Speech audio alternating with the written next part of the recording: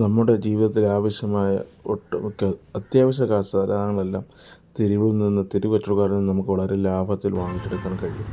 അത്തരത്തിൽ ഞാൻ കണ്ടൊരു കച്ചവട സ്ഥാപനമാണത്. നമുക്ക് ആ ചേട്ടനടുത്ത് തന്നെ അതിൻ്റെ ഡീറ്റെയിലുകൾ ചോദിച്ച് മനസ്സിലാക്കാം.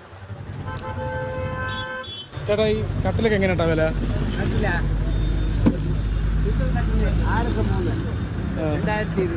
2200 രൂപ. വലുതാകുമ്പോഴത്തേക്കോ? ആ, 3200. ഇതെന്തോ തടി എന്തോ? എല്ലാം ആഞ്ഞിലിന്റെ മഹാണിയും തടിയിലാണ് കിടക്കണതിന്റെ പട്ടിയിൽ തന്നെ സ്റ്റാൻഡ് വരെ കണ്ട. ഈ സ്റ്റാൻഡൊക്കെ എങ്ങനെ വില വരുന്നത്? 1400 രൂപ.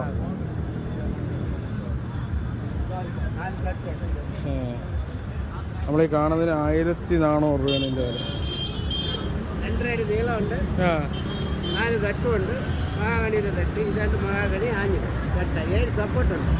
ഈ സപ്പോർട്ടുണ്ട്. ഈ കിടക്കുന്ന ചെറിയ ബെഞ്ചും ആ സ്റ്റൂളൊക്കെ ആകുമ്പോഴത്തേക്കും സ്റ്റൂളാകുമ്പോൾ ഇതിന് 600 രൂപ. ഇത് 600 രൂപ. അതായിരിക്കുമ്പോൾ 1100 രൂപ. 1000 രൂപ ആയിട്ട് നമ്മൾ 3ക്ക് 2. അങ്ങനെ ഡൈനിങ് ടേബിളുണ്ട്, 2000 രൂപ. 2000 രൂപ. അതാണ്ടായിരിക്കും ഒരു സാധാരണക്കാരന് പറ്റുന്ന സാധനങ്ങളാണല്ലോ. സാധനം പിന്നെ നമ്മൾ വീട്ടിൽ കൊണ്ടിട്ട് ഉപയോഗിക്കാവുന്നതാണ്. 10-15 എങ്ങനെ പോയാലും 5 വർഷം കിടക്കത്തില്ലേ? 5 അല്ല, ഒരുപാട് വർഷം പ്രൈമറൊക്കെ അടിച്ചിരുന്ന സത്യമായിട്ട് നനയാതെ പ്രൈമറൊക്കെ അടിച്ച് സൂക്ഷിച്ചിരുന്ന കിടന്നു. ചേട്ടൻ്റെ പേരെങ്ങനെ? വിജയകുമാർ. വിജയകുമാർ ഏട്ടൻ്റെ ഈ കടയിൽ നിന്ന് വളരെ തുച്ഛമായ വിലയ്ക്ക് നമുക്ക് അത്യാവശ്യം വേണ്ടുന്ന വീട്ടു സാധനങ്ങളൊക്കെ നമുക്ക് വാങ്ങിച്ചെടുക്കാൻ പറ്റും.